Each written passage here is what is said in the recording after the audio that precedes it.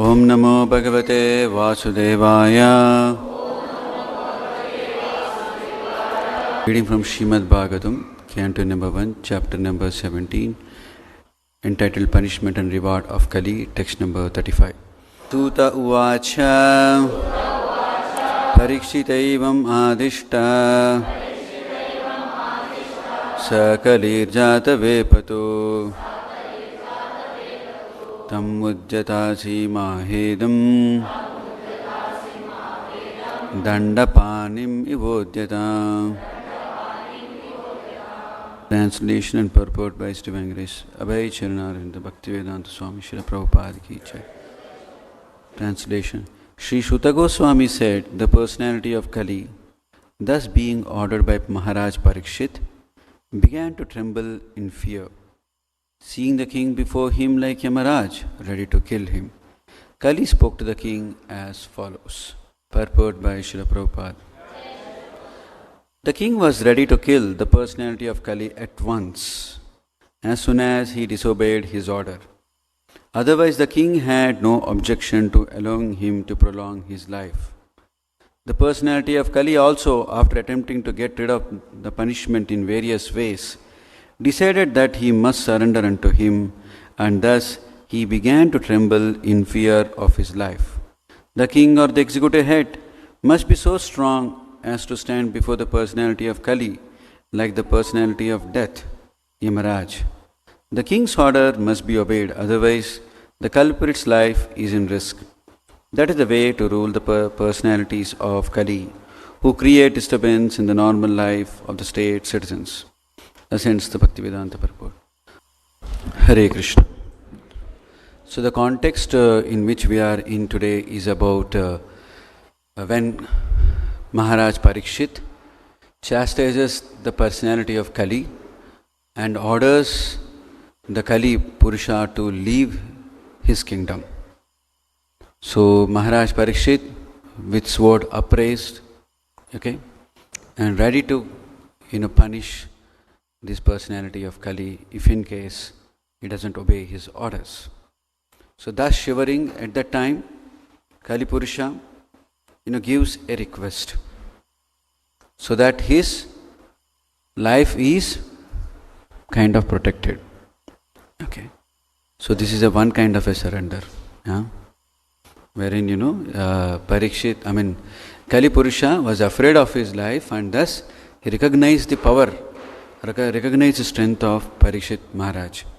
Prabhupada says in the purport that the leaders should be so strong that they should be able to clearly distinguish who are these Kali personalities.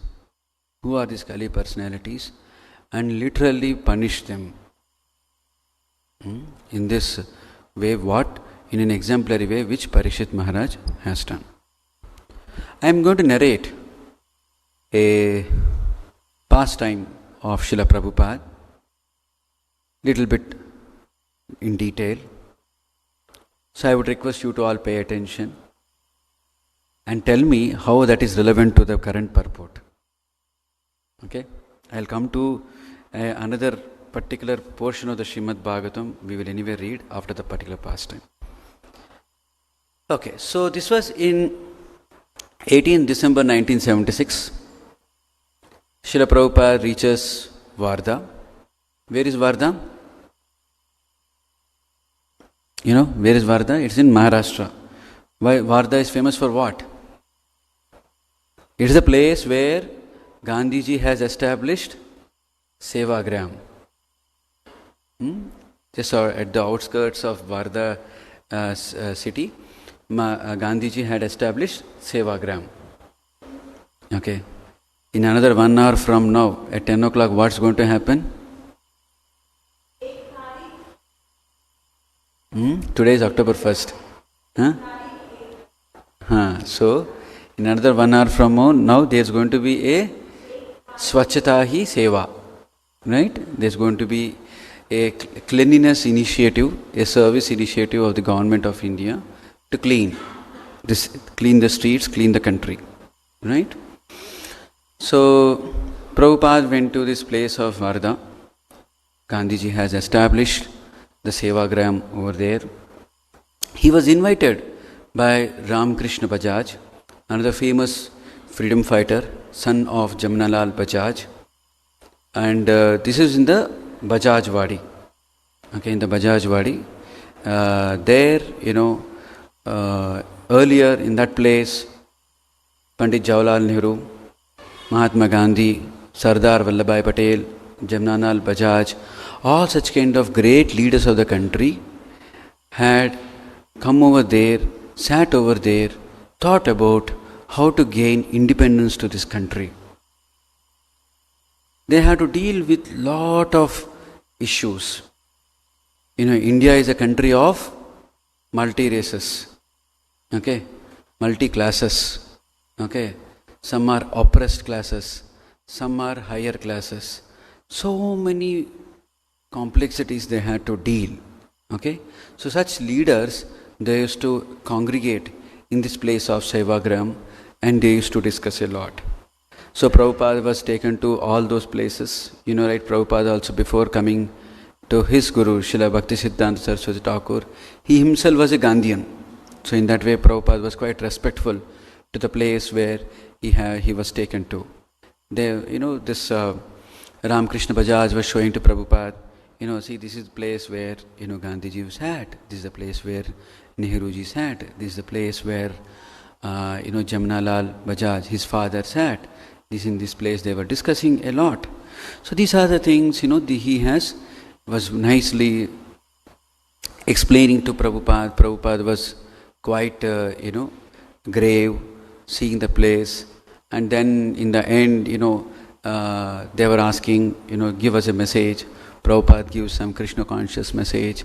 And after that, Prabhupada writes something in that particular, guest book, wherein he says that, the place was very well kept, very nicely kept and peaceful and serene. And I requested all the members to chant Hare Krishna, like that Prabhupada says. And from there on, he meets another great leader of the country who is considered as a successor to Gandhi. That is, he meets Vinoba Bhave. So he goes and meets Vinoba Bhave. There was a discussion. So the point why Prabhupada came to Varda was that there was a Gita Sammelan was there, organized by a leaders of that time. That is Ramakrishna Bajaj, Sriman Narayanan, who is a governor of Gujarat, and such very important political leaders. They had organized this Gita Sammelan. They had called upon Srila Prabhupada, who is in 1976, we are talking about 1976 December, already 10 years of great success ISKCON had seen, is already people knows about, right, thousands of followers, millions and millions of books distributed, millions of Gita itself were distributed by that time. So Prabhupada is already a well-known pracharak of Gita. Okay, how can you have a Gita Sammelan without having such a great personality who has nicely distributed the Gita?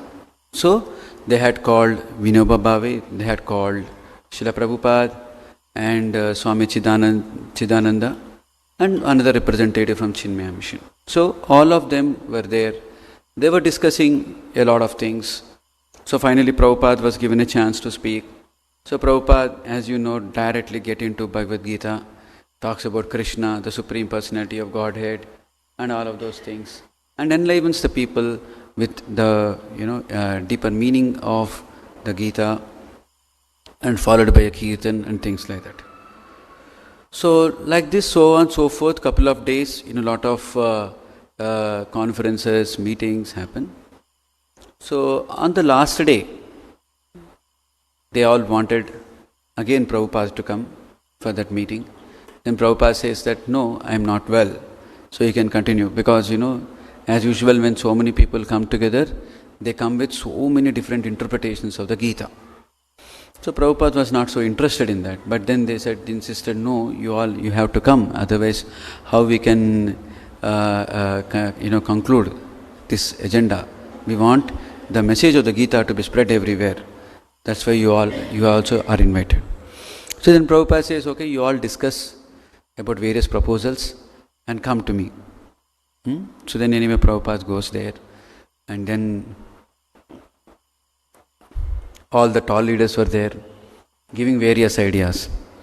So by then already Vinoba Bhave is known to be one type of pracharak of Gita. So he had trained around some 200 or so some simple people who probably didn't had any other engagement, to go around to the villages and explain them about the Gita and things like that.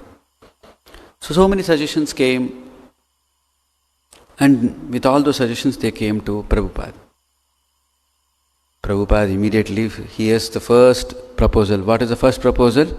They want to create one big building, build a big building, wherein they'll house all the different understandings and interpretations of the Bhagavad Gita.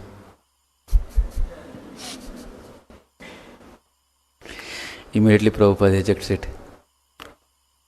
If you have any philosophy, you talk your own philosophy. But why you want to cheat others by saying that this is the philosophy of the Gita? You should accept Krishna as it is. Okay, Krishna says that imam vivasvate yogam proktamanaham avyayam. So Krishna says that he had spoken this knowledge to the Sun God. How many years back? Some 40 million years ago or something. Okay, so are you believing it? That Krishna actually spoke? Are you having that faith? How will you spread Gita knowledge without having the real faith? Like that, he kept on telling to them. So they were saying that there are many different ways of interpreting the Gita. Why we have to interpret only in one way? Like that. So then Prabhupada says that interpretation is required when the meaning is not evident. So somebody said, Dharma Kshetra, Kurukshetra means what? Dharma Kshetra means, this Kurukshetra means is your body. Pandavas means your five senses. So Prabhupada was saying, where did you get this meaning? From where you got it? In which dictionary you got this meaning? The word Kshetra means body. Where is it mentioned? Dharma Kshetra, Kurukshetra means body. Where you got this meaning from? Which dictionary said that? Which Nigantu? Because already it is known in the Shastras that Kurukshetra is there from centuries. From thousands of years, Kurukshetra is there. And it is also said that the entire Mahabharata war took place in the Kurukshetra. And Mahabharata is Itihasa. Mahabharata is Itihasa and Kurukshetra war took place in Kurukshetra. And still you say that Kurukshetra is not a place, it is body. Where do you get this meaning from? This is interpretation. Then they allege actually, no, you also have given some explanation, such a big Bhagavad Gita. You also have given your interpretation.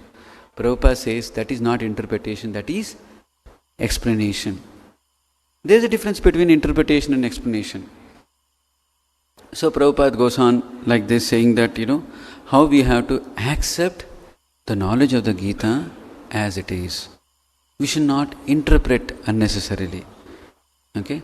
Interpretation is only required when the original meaning is not understood. In another place, Prabhupada says that, is it that, Krishna has given his book so that somebody else will come and give interpretation? Can he not explain the way he wants to explain in a simple manner? Krishna can explain, right? So, Krishna's Bhagavad Gita does not require any kind of interpretation. So all these great leaders were there. They were trying to give various proposals that, the first proposal was rejected, that all interpretations are not required, you have to have one interpretation. Then another thing they say that, no, we should take this many people to be trained in the Bhagavad Gita, and then they should go around and then. Then Prabhupada says, have you understood Gita first? Have you understood the Gita in first place? So if you have not understood Gita, what you will explain to the others? So they are all getting kind of cornered. Okay, Prabhupada was criticizing them that because they are not truly understanding what needs to be done, but still they are posing themselves as leaders. They are actually very big leaders. One is a governor of the country, one state. Another person is a person, who has multi-billion-dollar enterprise under him, Bajaj. So such kind of people were there, and they are having good intention to preach from the Bhagavad Gita, but then they themselves are not able to understand exactly. So then anyway, Prabhupada, tells them many things, and then he gets on to a Hindi conversation. He talks to them very nicely. So much so that, they appreciate the ordeals Srila Prabhupada took to actually become a successful Gita Pracharak. Correct, Prabhupada took a lot of ordeals, lot of difficulties to not only just spread this message of the Gita, make people converted, into Vaishnavism, and make them give up all the bad habits, and take, the very strict regime, and distribute all the Bhagavad Gita books and all of those things. So when they have understood the whole thing, they are very, very respectful. And finally, all the big leaders who are over there, they were very, very happy, and they become life members. Okay. So then Prabhupada, after this whole episode of, I think Prabhupada stays around for 5 days in Varda, and then after that he leaves towards Bombay. Okay, he gets into his own car to the airport and goes to the car into the flight. So then asks the devotees to open Srimad Bhagavatam 7th canto. Okay. So now I would like to know from all of you, what is that I am trying to come to? How it is linked to this particular verse? I told a story now. I told a story of how Prabhupada dealt with some leaders, how that is related to this. Sorry? They all surrendered to Prabhupada. Good point. Very nice. Any other? Huh? Sorry? Before they were surrendered to their mental speculation, their own interpretation. That's also Kali Purusha in one sense. Prabhupada was very firm and convinced about what is the right message, irrespective of what is populistic idea. That's the reason why they surrendered. They saw the conviction with which Prabhupada carried himself. Yes? What else?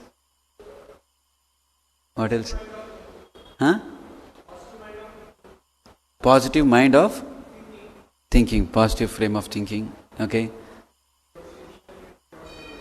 Appreciation of a pure devotee. Association of a pure devotee. Mahat Sevam. Yes. Very nice. You all made very wonderful attempt. Very nice. So, as we read this particular 2 important verses of the Srimad Bhagavatam, you would have heard about it many, many times, especially when you come to on a Saturday morning. In the Abhishekam, these verses will be chanted. Prahlad Maharaja's prayers. So, these 2 verses appear in a very wonderful context. There was a very, very well accomplished atheistic leader who was so accomplished that he gained the dominance of entire 3 worlds. All the devatas, all the upper planetary systems, earthly planetary systems, and the lower planetary systems. He had acquired absolute dominance on all the planets across the universe. So we have one successful, accomplished atheist king.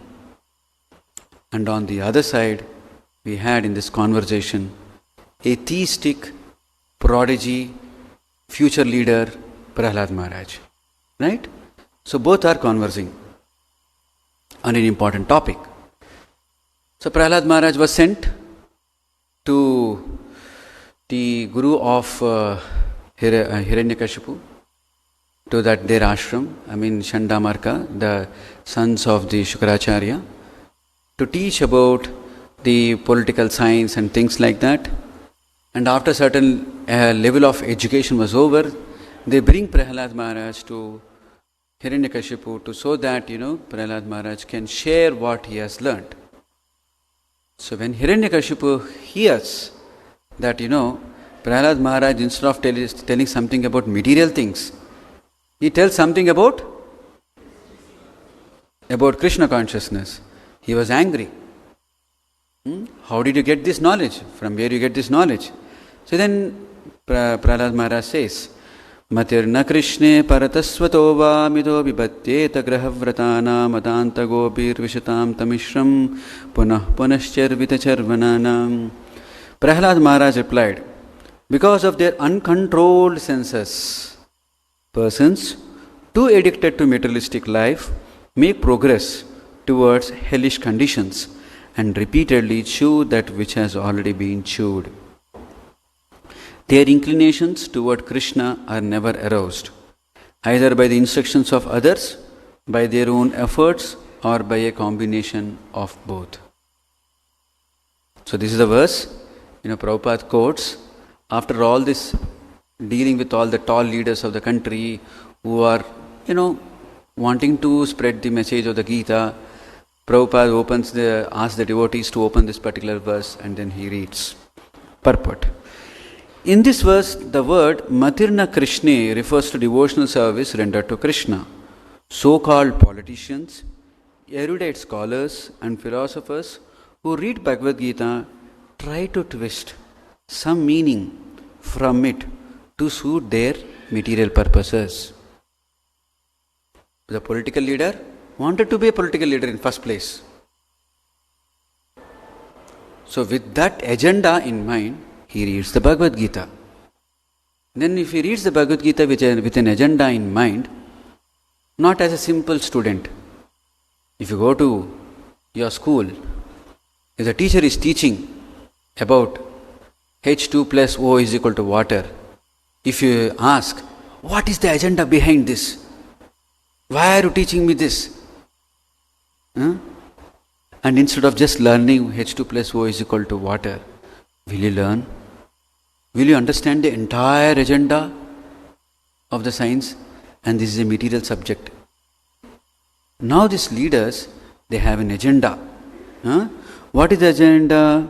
To suit their material purposes. But their misunderstanding of Krishna will not yield them any profit. So with that misunderstanding, they will open the Bhagavad Gita and read, but that will not lead to any profit. Because such politicians, philosophers and scholars are interested in using Bhagavad Gita as a vehicle for adjusting things materially. Use Bhagavad Gita, how to solve my problem. How to solve which problem? Material problem. But this Bhagavad Gita is, which book is this? This is a book of transcendence. For them, constant thought of Krishna or Krishna consciousness is impossible. Matirna Krishna. As stated in the Bhagavad Gita, Bhaktyamam Abhijanati. Only through devotional service can one understand Krishna as he is. The so-called politicians and scholars think of Krishna as fictitious. Correct, no? You ask them deep in their heart, do you actually believe Krishna is there? Do you actually believe that Krishna will save you? Do you actually believe that importance of surrendering to Krishna? Then you will distinguish that most of them are boys. Hardly any man is there in that discussion.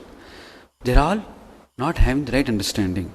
The politician says that his Krishna is different from the Krishna depicted in the Bhagavad Gita. Even though he accepts Krishna and Rama as a supreme, he thinks of Rama and Krishna as impersonal because he has no idea of service to Krishna. We have no idea of service to Krishna. And thus they think there is something impersonal, they can't explain properly. Thus, his only business is punascharvita charvananam. Chewing the chewed again and again, chewing the chewed.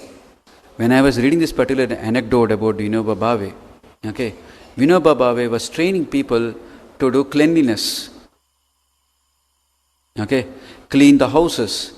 If you train the women, they become nice to, householders. They clean the houses nicely. Their men also will become very sober-headed, and they will thus they may maintain cleanliness.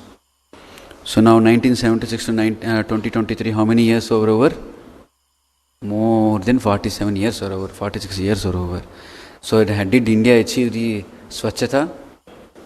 It did not achieve the Swachhata, right? Because why?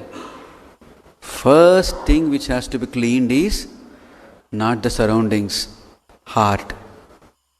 Okay, if the heart is not cleansed, okay, dust keeps accumulating, plastic garbage keeps accumulating. Okay, we'll create islands out of plastic in Pacific Ocean. All such things can be solved not by just picking the plastic from the beaches. That is good. In one sense, it is better than simply throwing. But that's not going to solve the problem unless the heart is changed. So chewing the chewed again and again, same thing do. Okay, something which you will not be able to solve. It is easy to make it as a political subject and keep talking about it and gain attention. Right? If a cleanliness is not a problem that can be solved, you can keep talking about it, na? For centuries you can keep talking about it and gain attention. Right? You'll gain attention, you'll gain followers, but what will happen to the followers? Followers will be dragged to a dark ditch. Ata yatat anda yatande rupaniyamanaha. That verse also we are going to read. Okay? So the aim of such politicians and academic scholars is to enjoy this material world with their bodily senses. Therefore, it is clearly stated here that those who are grahavrata, whose only aim is to live comfortably with the body in the material world, cannot understand Krishna. Krishna says that Krishna, the creator of this world, he certifies that this world is dukkhalayam ashashvatam. And these people, after interpreting Bhagavad Gita, they want to make it shukalayam shashvatam. Interpretation issue. Okay. So therefore, it is clearly stated here that those who are grahavrata, whose only aim is to live comfortably with the body in the material world, cannot understand Krishna. The two expressions grahavrata and charvita charvananam indicate that a materialistic person tries to enjoy sense gratification in different bodily forms, life after life, but is still unsatisfied. This is the problem actually the leaders don't understand. Everybody are having senses. They are not dull matter like this, some wooden object. If you hit also nothing will be known. Everybody are having senses, and the senses are unbridled, uncontrolled. Okay, you give the senses unlimited amount of sense gratification, still the senses are agitated. They want more. They want more. Kamadina katida durnideshaha. Okay, you keep on serving that master called as senses. Okay, in the Bhagavatam, there is one Avanti Brahmana who says that, I kept on serving these masters. Who are these masters? What are the five senses? Eyes, ears, tongue, very difficult sense, touch, nose, right? All the five senses are competing. They are competing masters. Hey, you serve me now today. They are insisting for the service. Okay? And I kept on serving the senses so much, but still they are unsatisfied. There is no end to greed. Right? There is an end to need, but there is no end to greed. So, who is going to come and tell, hey, wait, your need is crossing towards greed? Who will come and tell? So, a person who has already earned billions of dollars, in the board meeting, they'll call all the intelligent people to discuss how to increase the market share and the billions by another some 10 or 20%. Where is the end for the greed? On the other side, so many people are struggling for want of basic needs. Right? So who is going to bell the cat and say that no, this is not your need, this is your greed, now is a time for you to pay back to the society? Who is going to do all of those things? Nobody will do unless one changes his own heart. So, that a materialistic person tries to enjoy sense gratification in different bodily forms, life after life, but is still unsatisfied. In the name of personalism, this ism or that ism, such person always remains attached to the materialistic way of life. If a person is attached to materialistic way of life, he will start justifying his actions.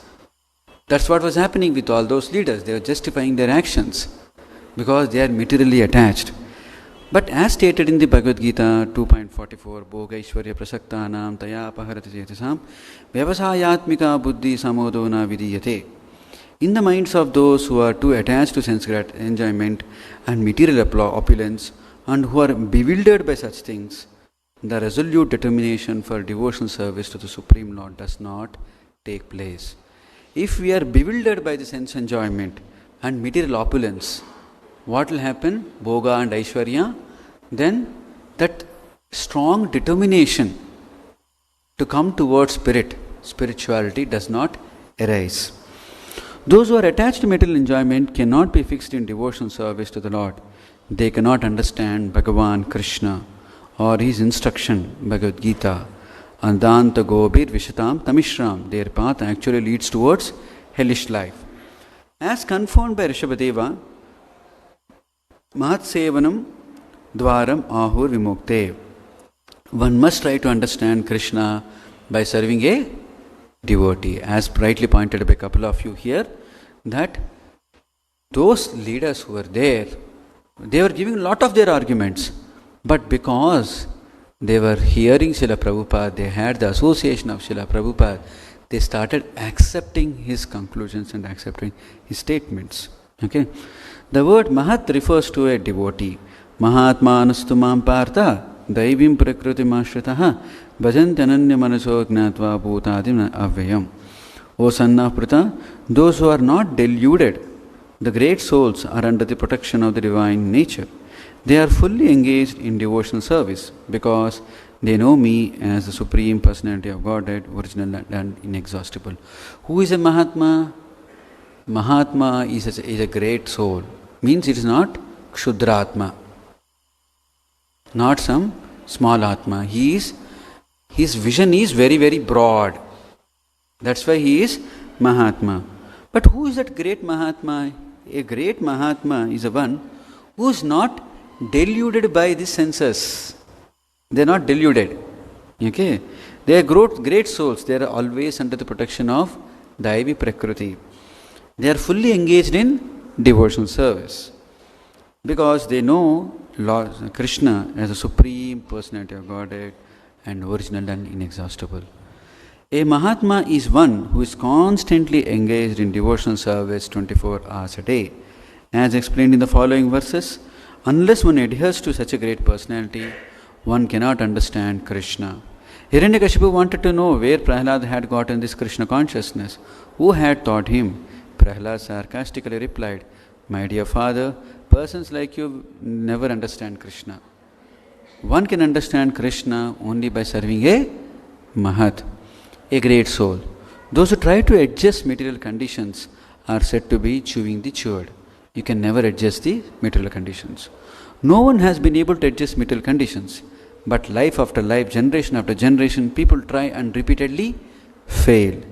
Unless one is properly trained by a Mahat, a Mahatma, or unalloyed devotee of the Lord, there is no possibility of one's understanding Krishna and his devotional service."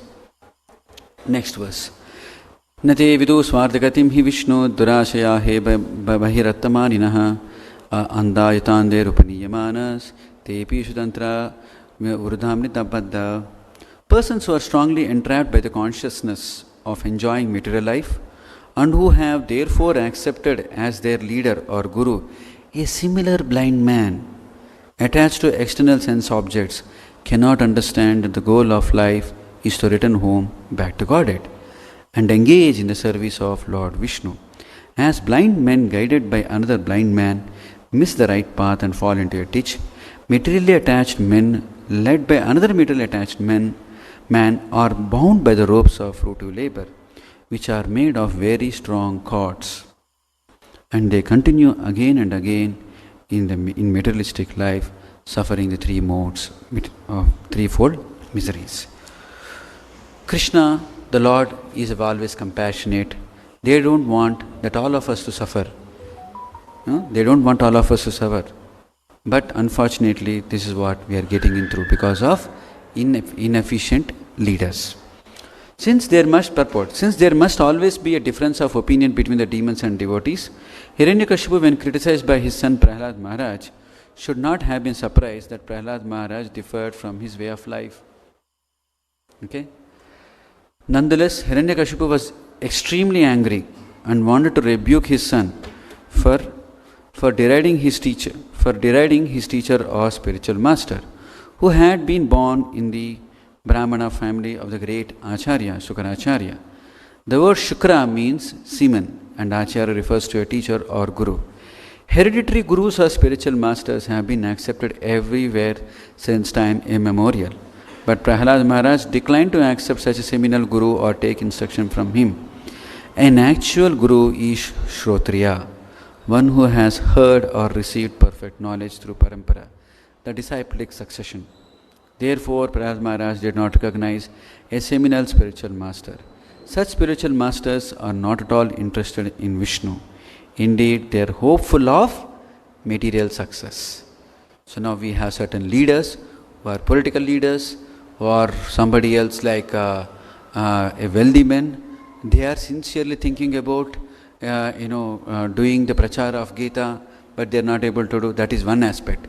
There are other set of people who are misinterpreting the Gita, who are unnecessarily taking out one screwed meaning just only because they are hopeful of material success.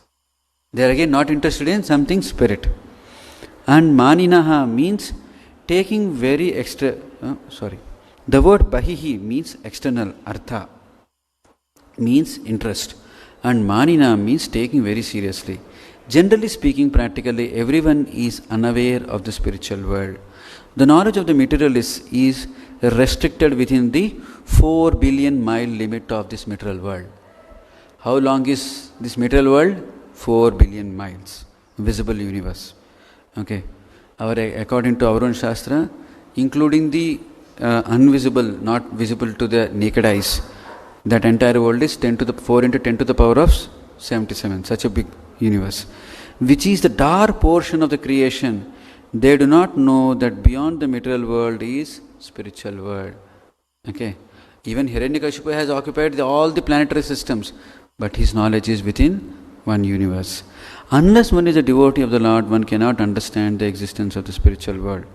Gurus, teachers who are simply interested in this material world are described in this verse as andha or blind.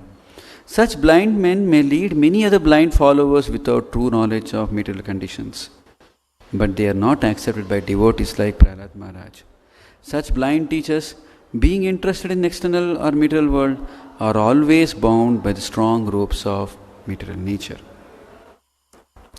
So Prabhupada says elsewhere in the Srimad Bhagavatam, in the earlier chapters, I think in the chapter number 9, about the reign of Maharaj Yudhishthira. Maharaj Yudhishthira, a perfect godly king who is aware of the way this world is created and the world, the creator's intent is, he was perfectly ruling the world in that way. So when he was ruling the world in such perfect way, it seems the entire population was so happy. There was no climate change, like what's happening now. Okay, Suddenly you will see the driest month of 125 years, and next month there will be lot of rains, and finally the Met department declares that India had the perfect monsoon. It had 100% of the monsoon. But who will talk about the distribution of water? Somewhere it is quite scarce, somewhere it is quite inundated. See, that's how the reports come in the newspaper. Unfortunate. So, in which way, during the reign of Maharaj Yudhishthira, nothing of this sort existed. There was no excessive rain, there was no excessive heat, there was no excessive cold, nothing. Everything was perfectly going on. And even not only the men, even the animals also were perfectly peaceful. The cows were so peaceful that they used to just, wet the ground, moisten the ground with the milk from their, overflowing milk from their backs. They were so happy. So in that verse, Prabhupada writes a lot about the modern civilization. How the blind leaders, with their whims, they take few people towards the battlefield. Correct, no? One man decides. One man decides a war is waged. The war is still going on. Thousands of people are dying because of one man. Right? Blind leaders drag many people into an unfortunate circumstance. There are other set of blind leaders for the sake of money, want of money. They drag the workers to engage in horrible factories. So Prabhupada was so on, so forth, talking about how this world is quite disorganized. Then as a solution, he talks about what needs to be done. He says that the humans are bestowed with higher intelligence. Since the humans are bestowed with higher intelligence, they have a higher responsibility. We have seen in the Constitution of India, every citizen has a right. Along with the right, there is a duty. So every human is having a higher intelligence. So then there is, along with the right, there is also expected duty. A responsibility is also exists. So Prabhupada says that a human, a man, a person has to understand the course of the nature, understand what God wants, and direct the lower, not human, all humans are also intelligent, some humans are also not so intelligent, some are intelligent, some are not so intelligent, and direct the little lesser intelligent humans and lesser or no or rather very less intelligent animals towards the intended purpose of the creation. So we have to see the course of the nature, means something will be happening, the nature will be producing something, giving something, or some kind of an indication it will give. So they have to understand that and then give right particular, right application of intelligence and thus be peaceful. So for that we need, properly trained leaders. If we have properly trained leaders, they will be able to give right direction. So here we see another one small important lesson we should also know.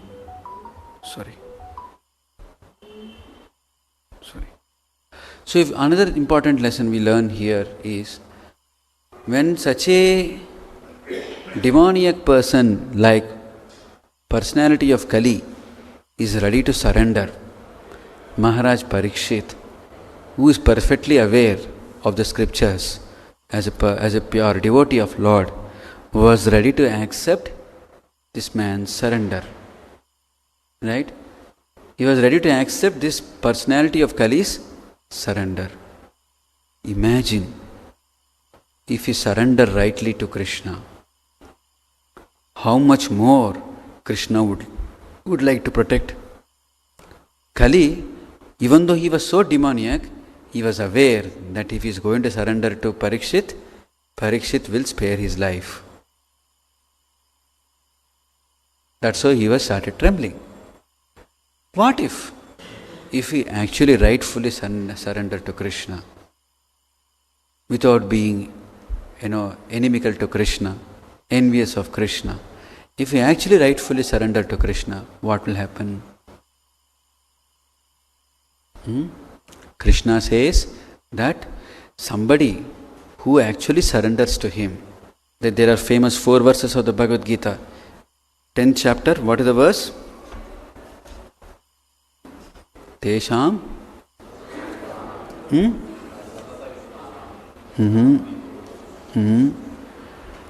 No. Tesham satatayuktanam bhajatam pritipurvakam dadami buddhiyugam tam yenamam upayantite. And what is the next verse? That's another very important verse. Tesham evanu kampartam aham agnanajam tamaha nashayami atma bhavasto gnanadipena bhasvata.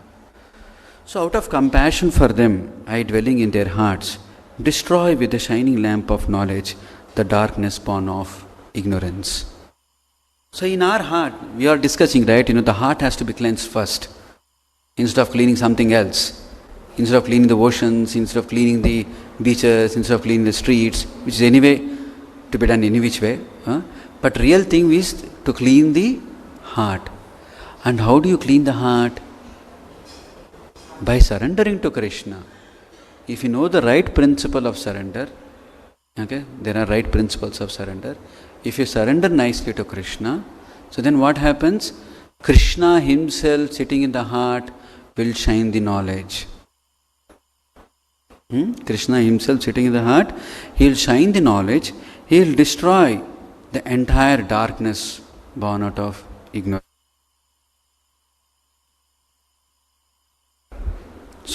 No need to make any extraneous effort. One have to just surrender rightly, with right knowledge, with right training from the Acharya like Srila Prabhupada. Then Krishna will give the right knowledge based on which we will go back to him. So with that I would like to conclude. If anybody has any questions, they can ask.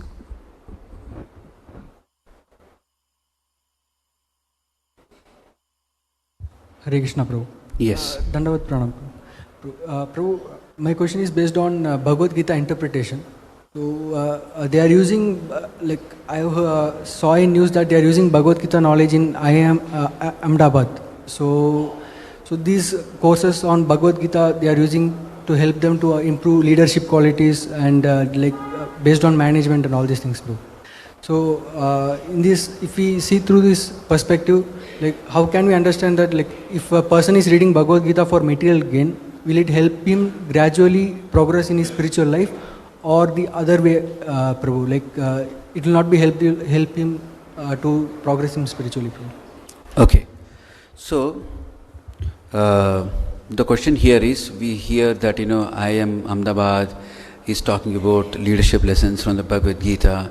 So if somebody goes to those lessons, will they eventually come to spiritual life? Will they get purified? Is a question. So the answer is, as Sanatana Goswami says, that sarpochista payo yataha. If a pure thing like a milk is touched by a serpent, the milk will become poisonous. So, if the scripture is malinterpreted by a person who is not a devotee, who is not strictly coming in the sampradaya, parampara, it will not lead to elevation of the person's consciousness towards Krishna. That will happen only if a devotee does. We may see also some devotees that telling that there are leadership lessons from the Gita and all of those things. But you will also see when that devotee is giving that leadership lessons from the Gita, he will somehow or the other bring in the appreciation of Krishna, appreciation of Krishna's principles, appreciation of that this world is having some limitations. He will somehow or the other consciously brings in some elements of detachment to this world. These are all brought by somebody who are trained in it.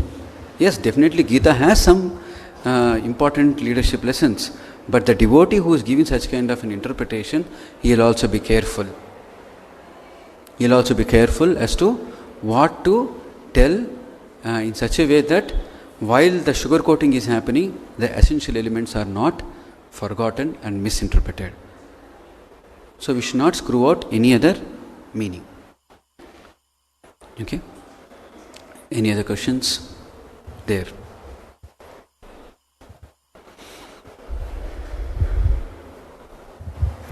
Hare Krishna, Prabhu. Dhanavad Pranam, Prabhu. Prabhu, when we explain Bhagavad Gita as it is concepts, let's say Krishna's abode, or let's say Devatas, or anything of that sort. Can you be a little bit more clearer? Can you explain Bhagavad Gita as it is, you said? Okay, is it fine now? Yeah. Okay. So when we explain the concepts like Devatas or Krishna's abode, or about the law of karma, things of this sort to new people, we inadvertently try to bring out the way Prabhupada has taught and the way Prabhupada has presented without understanding what they can grasp and what things we have to convey so that they come to the level that they can appreciate Prabhupada books. So, do you think it's necessary to understand the level that they are in and bring gradually to what Prabhupada is saying, or should you present as it is what Prabhupada is saying? Okay. So, everything has to be done based on the right judgment of Desha Kala Patra. Based on the Desha Kala Patra, one has to rightfully tell what is required at that point in time. So this is very, very important. Assessment has to be done.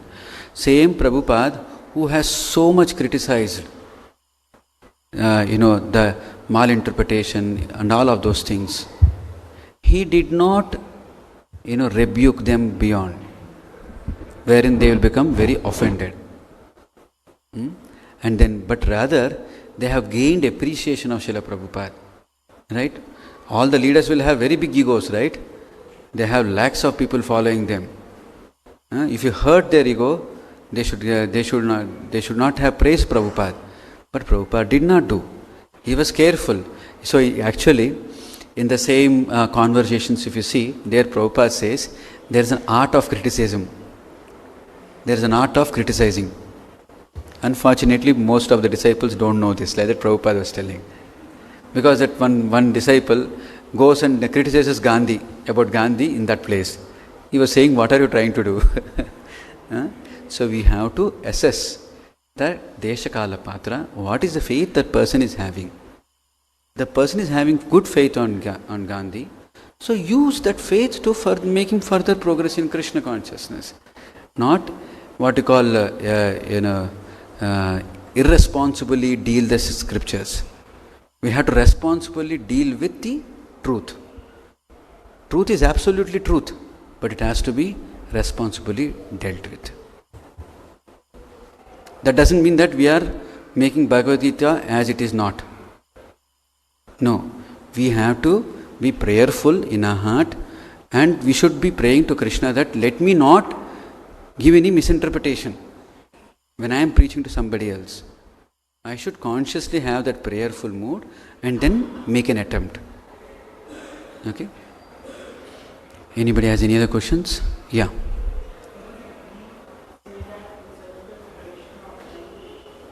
Sorry. Hare Krishna, Prabhu. So we say that we should surrender to Krishna and we accept the Krishna blindly, like without thinking much, right? But there is always a conflict when we try to accept, like what do you mean by accepting the Krishna, right? That question comes in, like what is the process, what is a simple way to do that? So, in the 7th chapter of the Bhagavad Gita only, it is mentioned that, bahunam janmananante jnanamam mam prapadyante vasudevam sarvamiti samahatma sudurlabha. So, what is that verse is talking about? That a gnani out of many births, after taking up many births, he comes to a conclusion that Vasudeva Sarvamiti. That entire this world is connected with Krishna, connected with Vasudeva. And what does he do? He does prapadyate. He surrenders. So, one has to surrender. The ultimate thing is to surrender. But now when we are acquiring knowledge, we are in the process of acquiring knowledge. When we acquire knowledge, we are going towards the direction. And that knowledge should yield later result in surrender. Like that. So once one actually does surrender, knowledge is already there. Like that. Yes. Next, last question, please. Yeah. Hare Krishna. Yeah. So my doubt is how Bhagavad Gita helps in the modern civilization and how to make a strong decisions in a particular current situations. Can you repeat again how Bhagavad Gita? How Bhagavad Gita helps in the modern civilization and as well as in the current situation how to make the strong decisions. How to make Strong decisions. strong decisions. Strong decisions you can make when you are thoroughly convinced about a particular subject, right? Yeah. When you are thoroughly analyzed, and also when you are thoroughly properly thought. Yeah. So now coming to the Bhagavad Gita, okay, what is the solution for of Bhagavad Gita to the modern civilization? Modern civilization is an atheistic civilization. They don't, even the right wing and the left wing, both set of people are at the core of their heart, they have lack of faith. When there is a lack of faith, so as we can see in what Parikshit Maharaj, what Prabhupada was talking here, what is Prabhupada is talking about here? That the leader should be so strong that he should understand then how this world is actually working and rightfully guide the followers towards the right destination. Because in the modern civilization, what is the issue with the modern civilization? Everybody is having their own ideas. One idea is always in conflict of the other ideas. Everybody says that if there is a theoretical situation where only my idea exists in this world, then my idea will be successful.